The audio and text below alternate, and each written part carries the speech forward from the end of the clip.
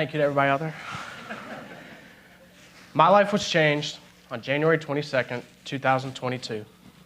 I can remember it like it was yesterday. Another Saturday night out with the boys, little to know what the night had in store. In an instant, my spine was compressed, pulled, and shattered, leaving me completely paralyzed from the waist down. It was like I never walked a day in my life. Being 19 years old and told that I'd never be able to walk again was the most discouraging, scary, and soul-crushing thing I could have ever imagined. My life was over. I had to start from square one. For the next 3 months, I was in rehab, relearning simple tasks like how to dress myself, how to shower, even how to roll over in the bed. And yes, for all you wondering, how to independently wipe my ass.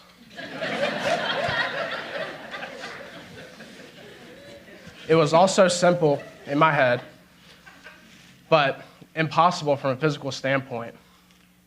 Looking up this huge mountain of adversity for the rest of my life, it was so easy to get discouraged. I got mad, and I got angry. Angry at the situation that I had put myself in. Angry at what I had to look at in the mirror every day. When something like this happens, when your whole life is taken from you, stripped away with nothing but crumbs on the floor and broken dreams, it's so easy to just give up, throw in the towel. So I decided I'm done. I cut myself off. I isolated myself from everyone. Isolating myself was the easiest thing to do because I wasn't ready to deal with my situation. I wasn't strong enough yet. But I got exactly what I wanted. I was all alone. Nothing but my own thoughts, trying to come up with any excuse on why or how my life had gotten to this point, and I got zero answers. My life was meaningless. I never knew that my injury would take away more than just my ability to walk. It took away my self-worth, my self-respect, my self-confidence that had taken a lifetime to build. When something like that happens, it led me down a dark road, and my life spiraled out of control to a point to where I didn't know if I wanted to live anymore.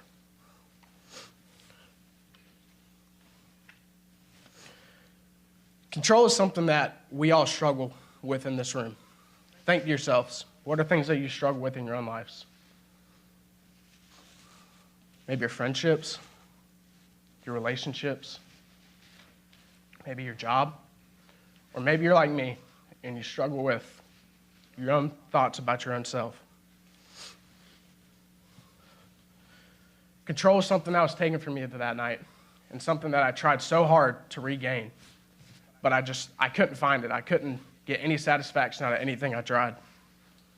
And I often told people that, this happened to me for a reason, or that this was predestined for me. But it was something that I didn't know, and that no one else had an answer for.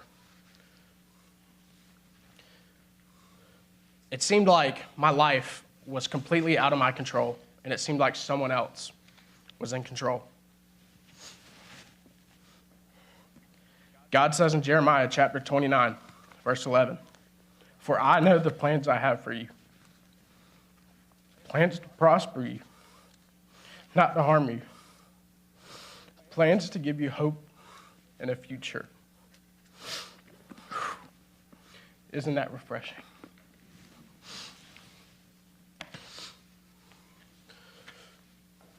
When I was first injured, I thought of my injury as something that had to be fixed, that wasn't supposed to happen to me.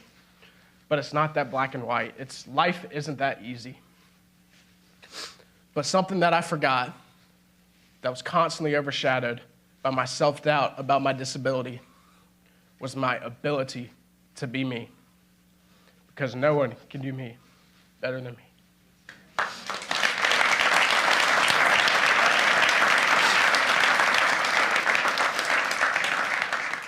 had to stop trying to fix myself and start being myself.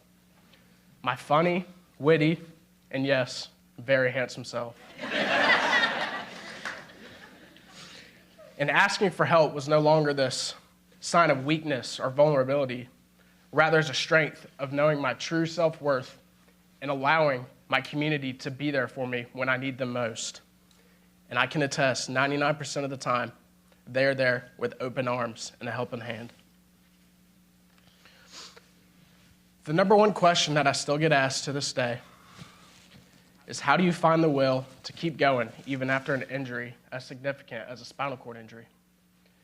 And that is yet another question that is not so simple. But the more I thought about it, the more it became clear. You have to control the controllables. What are things that you can control in your life? You control your actions, your emotions, your attitude towards others, and most importantly, your attitude towards yourself. I gained a new perspective on life, a greater perspective than my injury being the end of my story. Rather, a new chapter full of opportunity and hope that I would have never achieved if it wasn't for this mistake. As I continue to grow stronger mentally and physically day by day, I realize that life is what you make of it, regardless of the hand you're dealt. And don't count me out just because of my disability, or anyone for that matter. Ask the wheelchair guy out on a date. Give me a job opportunity. Or as me and my friends like to say, let's go golfing. Be vulnerable with one another. Many times we hold back from being vulnerable because of fears of not being fully understood or fears of no one being there for us. But when we are vulnerable with one another and we promote those uncomfortable conversations, that is where true growth is achieved. So I challenge each and every one of you here today to be vulnerable as I am being today, and you can be as powerful as I am now. Thank you.